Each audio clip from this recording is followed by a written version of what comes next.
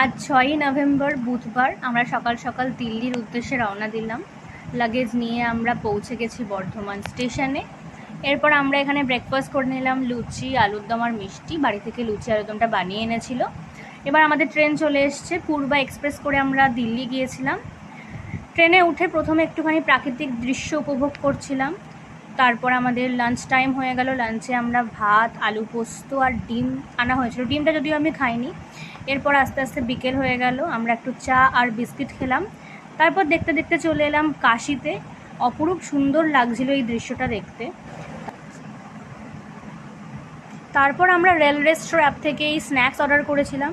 400 টাকা দাম নিয়েছিল, আর খেতে অতটাও ভালো ছিল না। তারপর একটু লুডো খেলে নিলাম। লুডো খেলতে খেলতে চাঁদ দেখতে দেখতে রাত হয়ে গেল। রাত্রিবেলা ডিনারও আমরা রেল রেস্ট্রো অ্যাপ থেকে অর্ডার করেছিলাম, 2টো থালি। মোটামুটি খুব একটা খারাপ না হলেও ভালোই ছিল।